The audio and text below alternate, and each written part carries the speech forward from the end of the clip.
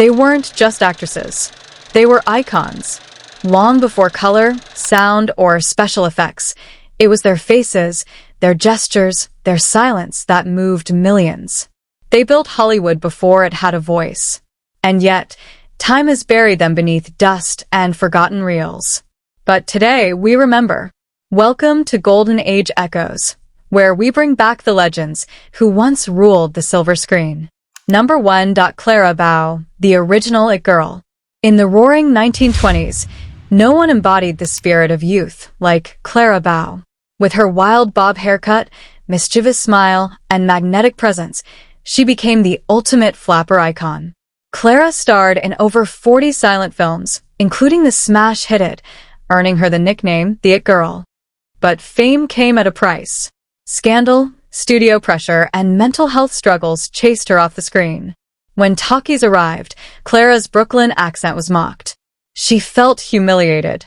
By 1933, she retired completely, at just 28 years old. Clara Bow didn't fade away quietly. She ran from the spotlight and never looked back. Number 2. Louise Brooks, the rebel of the silent era. Louise Brooks didn't just act, she challenged the rules. Her blunt-cut black bob and cool, detached gaze made her the face of a new cinematic woman. She stunned audiences in European films like Pandora's Box, where she portrayed Lulu, a seductive and doomed showgirl. But Louise refused to play by Hollywood's rules. She rejected roles she found beneath her. She walked out on contracts. And Hollywood punished her. She became unhireable. Brooks spent the next decades working odd jobs, forgotten by the industry she once dazzled. 3. Norma Talmadge, the queen of melodrama. Norma Talmadge was one of the highest-paid and most respected actresses of her time. Known for her tearful, emotional performances in tragic romances, she had her own production company and called the shots. But as sound entered the scene, Norma's heavy emotional style began to feel outdated. Her voice didn't match the expectations of her screen persona. Her career quickly faded, and she retired from acting in 1930. She spent the rest of her life in seclusion, rarely giving interviews, almost as if she had never been a star. 4. Colleen Moore, the perfect flapper. Colleen Moore brought the flapper image to life before it was a trend. Bright-eyed and playful, she was one of the most bankable stars of the 1920s. Her iconic haircut became a nationwide fashion statement. Yet despite her popularity, Colleen chose to leave Hollywood at the height of her fame. She turned to business and even became a successful stockbroker. She built a miniature dollhouse castle, which she called her greatest artistic achievement. Her decision to walk away wasn't driven by failure, it was a conscious escape. 5. Pola Negri, the femme fatale of Europe and Hollywood. Pola Negri was the exotic, dramatic queen who transitioned from European cinema to Hollywood stardom. With her striking features and intense performances, she became known as a true femme fatale. But Pola's reputation was often overshadowed by her dramatic off-screen life and high-profile romances. As the talkies took over, her thick accent became a barrier. Her roles dwindled, and soon she returned to Europe. She made a few comebacks, but the golden spotlight had moved on. 6. Theda Bara, the original vamp. Before Marilyn or Madonna, there was Theda Bara. She was Hollywood's first sex symbol, often cast as the evil seductress. Her image was carefully crafted, mysterious, dark, and alluring. But Theda's career burned fast and faded quickly. With the rise of moral censorship and changing tastes, audiences no longer wanted her brand of seduction. Almost all her films were lost in a fire, leaving behind only fragments of her legacy. 7.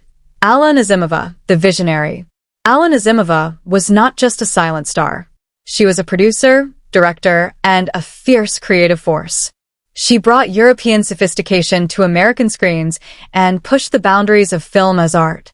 Yet, her avant-garde style and bold choices, including rumored same-sex relationships and controversial themes, made her a target. She fell out of favor and was pushed to the margins.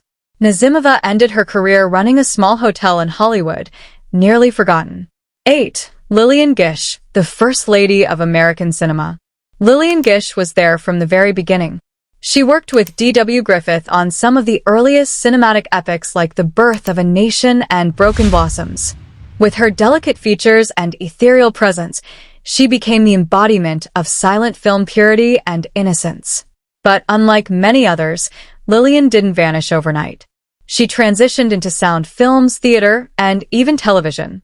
Still, as the industry evolved, her old-world grace was considered out of place. By the time Hollywood was obsessed with glamour and scandal, Gish's subtle brilliance was no longer in demand. She lived to be over 90, watching the world forget the era she helped create. 9. Mary Pickford, America's sweetheart. Mary Pickford wasn't just a star, she was Hollywood royalty. Co-founder of United Artists and one of the first women to control her own career, Mary ruled the 1910s and 1920s with films like Rebecca of Sunnybrook Farm and Pollyanna. But Mary's image was built on playing little girls, and when she finally cut her curls and tried adult roles in the sound era, audiences rejected her. The industry she helped build had no space for her evolution. Heartbroken, she retired early and withdrew from public life. The girl who once symbolized American innocence became a silent memory. 10. Bebe Daniels, the child star who grew too fast. Bebe Daniels started acting at age 9 and grew up with the industry itself. By the 1920s, she was a major box office draw, known for both comedies and dramas. Her charm, versatility, and screen presence made her a beloved figure. But the transition to talkies was not kind. Though she initially succeeded in sound films, Hollywood quickly lost interest. She moved to Britain, where she rebuilt her career in radio and TV, far away from the glitz of Hollywood. In the land where she first found fame, she was largely forgotten. Their stories may have been forgotten by fame, but not by us. Because here on Golden Age Echoes, we don't just watch history, we revive it.